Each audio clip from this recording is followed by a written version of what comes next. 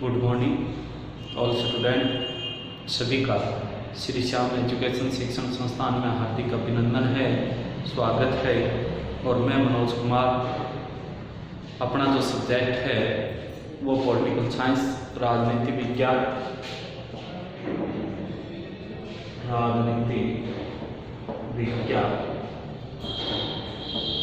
और अपनी जो क्लास रहेगी, जो हम पढ़ेंगे वो क्लास आपसे पूछते कि सब्जेक्ट क्या है अपना, राजनीति विज्ञान।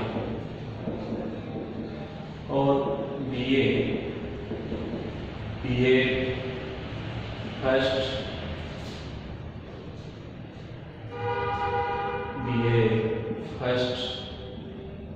अपनी जो क्लास है वो बीए फर्स्ट।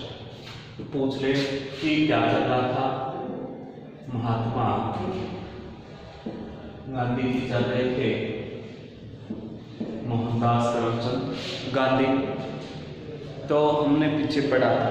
उससे पहले मैं उम्मीद करता हूँ कि आप सभी की दीपावली बहुत अच्छी रही होगी, खुशियों भरा त्यौहार रहा है आप सभी का। और इस खुशियों भरे त्यौहार में आपने बहुत अच्छी तरह से इसे बनाया है।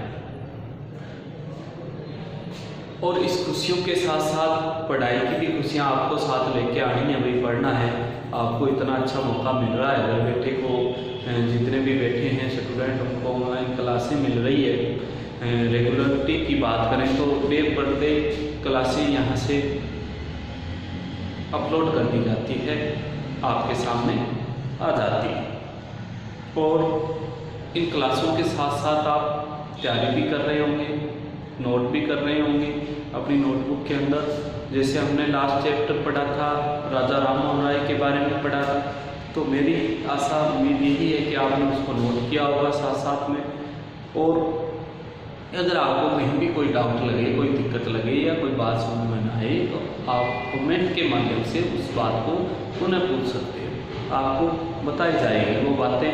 तो आपके सामने ये सुनहरा अवसर है कि हम आगे बढ़ें, क्लासें लगाएं, रेगुलरिटी पैदा करें, ताकि आने वाला जो कल है अपना, जो कोरोना काल चल रहा है, उससे हमें किसी भी प्रकार की दिक्कत महसूस ना हो, किसी भी प्रकार का संकट महसूस ना हो।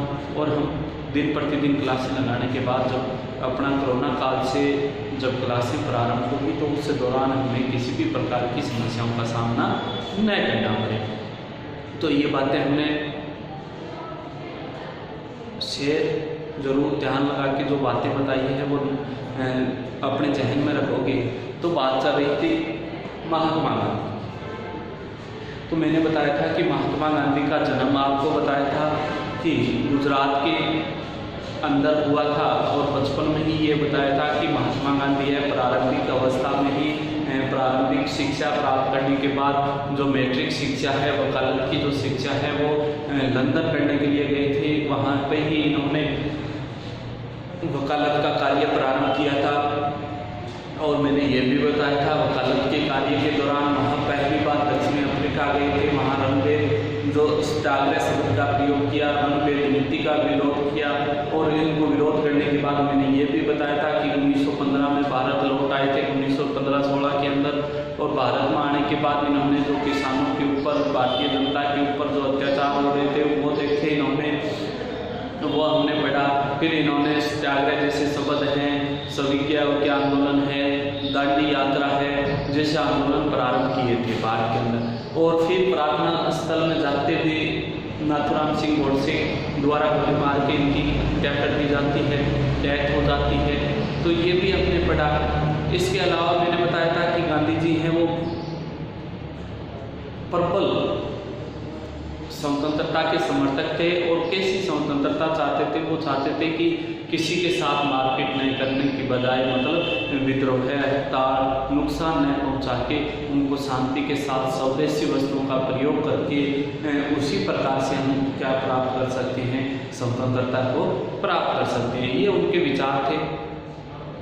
तो इसके बाद हमने इनकी रचनाएं पढ़ी, प्रकाशन पढ़ा, समाचार पत्र पढ़े, जैसे यंग हरिजन है, समाचार है, वो इनके द्वारा निकले हुए थे। तो आज जो हम पढ़ने जा रहे हैं वो गांधी जी के विचार। गांधी जी के विचार, गांधी जी के विचार कौन कौन से, जैसे गांधी जी ने क्या कहा उनके बारे में हम अध्ययन करेंगे। तो देखो, पहला जो विचार गांधी जी ने दिया था वो था अहिंसा। कि गांधी जी किसका समर्थन करते थे? अहिंसा का समर्थन करते थे। कहने का मतलब गांधी जी है किसी, ये उनका कहना था कि मानव के प्रति ही नहीं बल्कि किसी जीव या प्राणी मात्र के प्रति भी हमें क्या रखनी चाहिए? दया रखनी चाहिए। उनका विचार था जिस प्रकार से मनुष्य को कष्ट होता है, आप अत्याचार करते हो, इन अत्याचारों को आप हम सहन नहीं कर पाते, उसी प्रकार एक जीव को भी कष्ट होता है। तो आप है ना ऐसा मत करो, मारपीट मत करो किसी के साथ। आप अपने तरीके से अहिंसा के माध्यम से, अगर आपके कोई अत्याचार करता है तो उसका विरोध मत करो, शांति तरीके से विरोध करो। तो ये कहते थे, जैसे गांधी जी कहते थे कि मेरे अगर कोई थप्पड़ लगाता है, आपकी गाल पे पड़ता है, तो आप दूसरी गाल आगे कर दो। ये विचार थे गांधी जी के। कहने के मतलब गांधी जी अहिंसा के प्रबल समर्थक थे। वो किसी भी प्रकार से वो हिंसा नहीं चाहते थे। वो नहीं चाहते थे कि हिंसा के माध्यम से अपने देश की संपत्ति को नुकसान हो, इसलिए वो अहिंसा का समर्थन करते थे। अहिंसा के माध्यम से, शांति के माध्यम से हम किसी भी वस्तु को प्राप्त कर सकते हैं, ये बात कहते थे महात्मा गांधी जी। तो अहिंसा के पूछ ले कि अहिंसा के प्रबल समर्थक कौन थे? महात्मा गांधी प्रबल समर्थक थे। वो मारपीट, लड़ाई झगड़ा नहीं चाहते थे। अब पूछ ले, अहिंसा हमने पढ़ा। दूसरा इनका जो प्रमुख था वो था स्वदेशी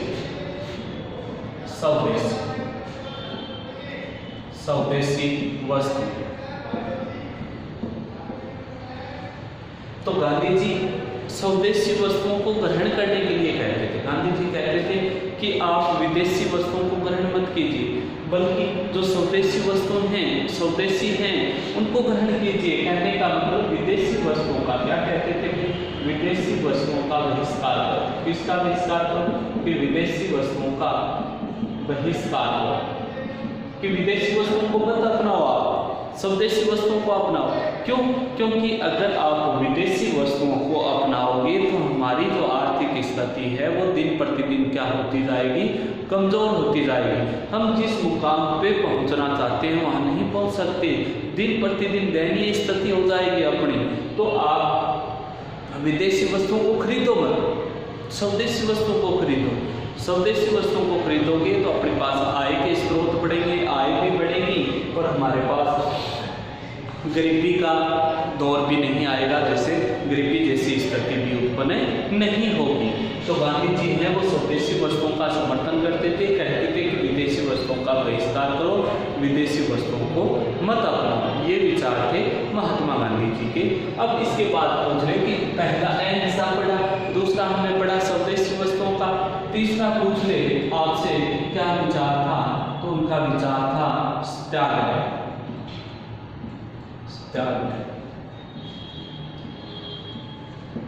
क्या था सत्याग्रह? कहने का मतलब है गांधी जी कि किसी भी वस्तु के लिए हमें क्या करना चाहिए? सत्याग्रह करना चाहिए। सत्याग्रह का मतलब होता है सत्याग्रह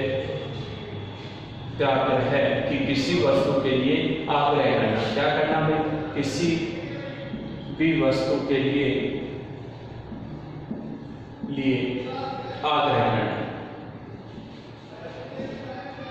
कि कोई भी वस्तु है उसे अपनाने के लिए हमें सत्याग्रह जैसे आंदोलन प्रारंभ करने चाहिए। मतलब कि बिना किसी नुकसान पहुंचाए, बिना किसी को नुकसान पहुंचाए हुए,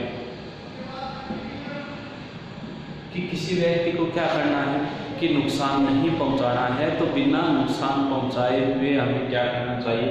सत्याग्रह करना चाहिए, ताकि हम अपनी वस्तुओं को प्राप्त कर सकें या फिर हम अपनी वस्तुओं से अपनी आर्थिक स्थिति को मजबूत बना सकें। फिर पूछे आपसे सत्य। गांधी जी का विचार था सत्य, कि मानव मनुष्य को हमेशा क्या बोलना चाहिए, सत्य बोलना चाहिए, कि कभी भी झूठ मत बोलो, सत्य का पालन करो। कहने का मतलब है कि सत्य से हम कुछ भी प्राप्त कर सकते हैं, झूठ से हम कुछ भी प्राप्त नहीं कर सकते। तो गांधी जी कहते थे कि किसी भी इंसान को क्या नहीं बोलना चाहिए, झूठ नहीं बोलना चाहिए, सत्य के आधार पे हमें अपने कामों को करना चाहिए। तो सत्य का समर्थन करने वाले महात्मा गांधी थे, जो हमेशा सत्य के लिए कहते थे कि सत्य की ओर चलो, सत्य के मार्ग की ओर बढ़ो। इसके बाद दूसरे सत्य का समर्थन किया महात्मा गांधी ने, कि सत्य का इस्तेमाल 5 नंबर आपसे पूछ ले कि ब्रह्मचर्य की पालना,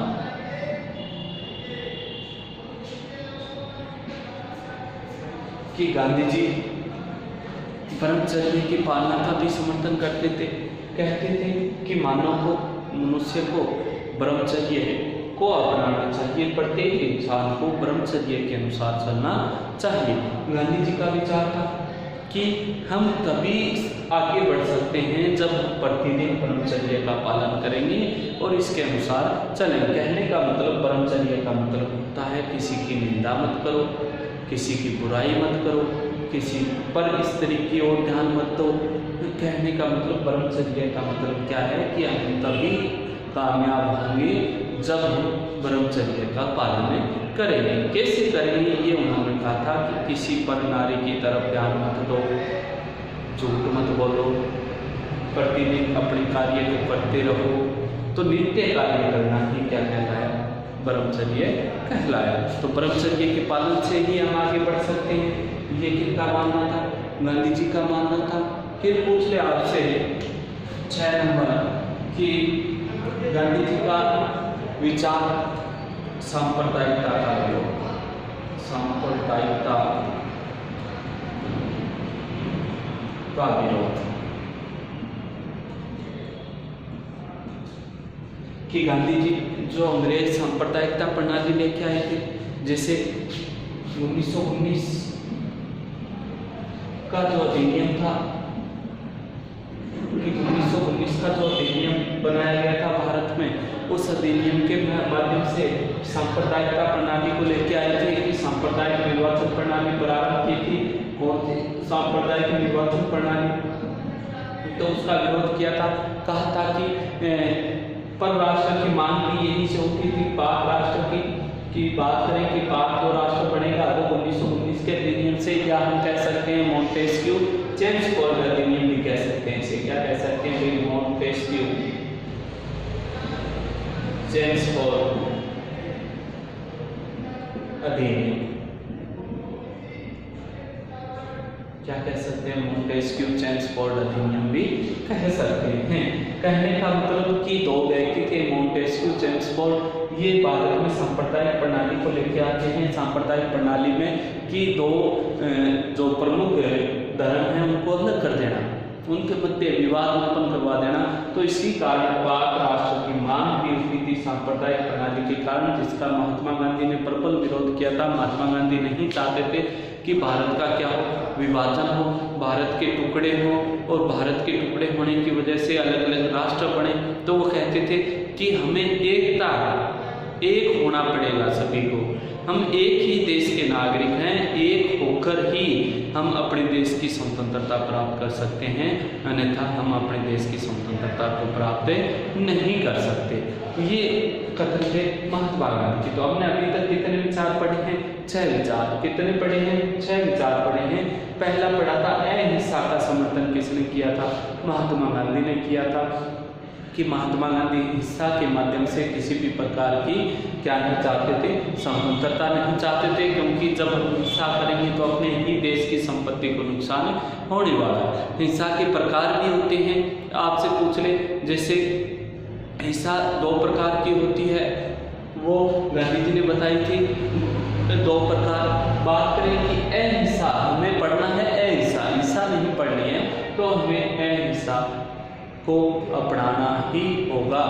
दूसरा कहा स्वदेशी वस्तुएं, कि अपने देश की वस्तुओं का इस्तेमाल करो, विदेशी वस्तुओं का मत इस्तेमाल करो, विदेशी वस्तुओं का बहिष्कार करो।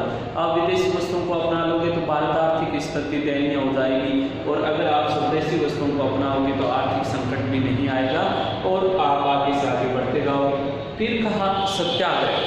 सत्याग्रह मतलब क्या करना, कि किसी वस्तु के लिए आग्रह करना, या फिर बात करें किसी को बिना नुकसान पहुंचाए आंदोलन करना ही सत्याग्रह कहलाता है, सत्य के लिए लड़ना। दूसरी बात सत्य के हमेशा क्या बोलना, सत्य बोलना ही उनका विचार था। फिर ब्रह्मचर्य का पालन, कि पर वस्तुओं की पर नारी की तरफ ध्यान मत दो, आप ब्रह्मचर्य का पालन करो, तभी आप स्वतंत्रता की ओर जा सकते हो, अन्यथा नहीं जा सकते। फिर कह रहा है सांप्रदायिक का विरोध, कि 1919 में अधिनियम, या इसे हम कह सकते हैं मोंटेस्क्यू अधिनियम कह सकते हैं, इसी के माध्यम से फूट डालो राज करो वाला जो सिस्टम था वो प्रारंभ हुआ था। कहने का मतलब हिंदू और मुस्लिम जो सांप्रदायिक निर्वाचन प्रणाली की मांग उठने लगी थी, उसके लिए भी गांधी जी ने विरोध किया था कि हमें इस प्रकार की कोई भी प्रणाली नहीं चाहिए, सभी को एक हैं, भारत देश की हैं, भारत देश ही इनका देश है, तो इसका विरोध करने वाला भी महात्मा गांधी था। और इसी सांप्रदायिक निर्वाचन प्रणाली के आधार पे पाक राष्ट्र की मांग उठी थी, एक पाक राष्ट्र अलग बना था। इसके बाद पूछ ले आगे वाला विचार महात्मा गांधी का, तो कहोगे कुटीर उद्योगों को प्रोत्साहन, कौन सा विचार था? जैसे बात करें कि महात्मा गांधी ने आगे वाला विचार कौन सा दिया था, तो कहोगे कुटीर उद्योगों को प्रोत्साहन, कुटीर उद्योगों को बढ़ावा दिया था, बढ़ावा देने के लिए, कुटीर उद्योगों को प्रोत्साहन देने के लिए, कुटीर उद्योगों को प्रोत्साहन या समर्थन, कुटीर उद्योगों को समर्थन। ये भी महात्मा गांधी जी ने कहा कि हमें अगर आगे बढ़ना है, देश को आगे लेके जाना है, तो किनको अपनाना होगा?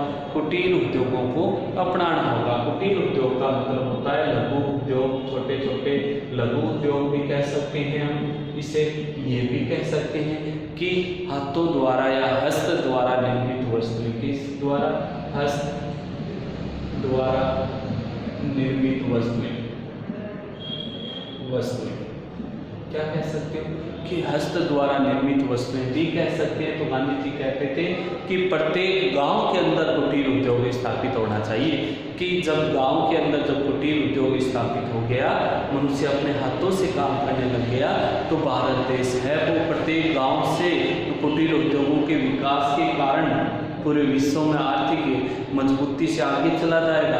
भारत की आर्थिक दशा है वो सुधर जाएगी, आगे बढ़ जाएगी। इसलिए खुद कुटीर उद्योगों को प्रोत्साहन देते हैं। इसीलिए साबरमती नदी के किनारे, साबरमती नदी के किनारे साबरमती आश्रम बनाया था। कौन सा आश्रम? साबरमती आश्रम। साबरमती आश्रम की बात करें तो यहाँ कुटीर उद्योग को बढ़ावा दिया जाता था, और महात्मा गांधी खुद भी कुटीर उद्योग के लिए, जैसे बात करें कि कुटीर उद्योग के लिए चरखे का इस्तेमाल करते थे, स्वदेशी वस्तुओं को अपनाने के लिए सूती वस्त्रों को कताई का काम खुद कताई का कार्य खुद करते थे महात्मा गांधी, ताकि कुटीर उद्योगों को भारत देश में क्या मिले? विकास मिले और भारत देश आगे बढ़े। ये कुटीर उद्योग से संबंधित था उनका विचार। अब पूछ ले, आपसे नाम आया इसमें साबरमती नदी है, वो उदयपुर से निकलती है। आपसे पूछ ले कि उदयपुर से निकलती है, लेकिन प्रमुख जो नदी है, प्रमुख जो नदी ये गुजरात की है, गुजरात की। इसीलिए आपने कहावत सुनी होगी कि साबरमती के नल लाल तूने कर दिया बड़ा कमाल। तो ये यहीं से प्रारंभ इसी आश्रम से हुआ था, क्योंकि यहाँ पे उन्होंने कुटीर उद्योगों को बढ़ावा दिया था, कि कुटीर उद्योगों को प्रोत्साहन दिया था। तो हमने यहाँ तक पढ़े गांधी जी के विचार कुटीर उद्योग तक। तो आप सभी को समझ में आए होंगे, आपने अध्ययन भी किया होगा, या फिर बात करें कहीं ना कहीं आपने इनको जरूर पढ़ा है। तो आप साथ साथ में नोट करते जाना, ताकि आने वाले समय में आपको फ़ायदा पहुंच सके। और कोई भी ऐसी बात लगे आपको पूछना हो तो आप कभी भी बेझिझक पूछ सकते हो। और आगे की जो बात करेंगे गांधी जी की, वो हम नेक्स्ट वीडियो में करेंगे। और आपको नेक्स्ट वीडियो के माध्यम से बताएगा।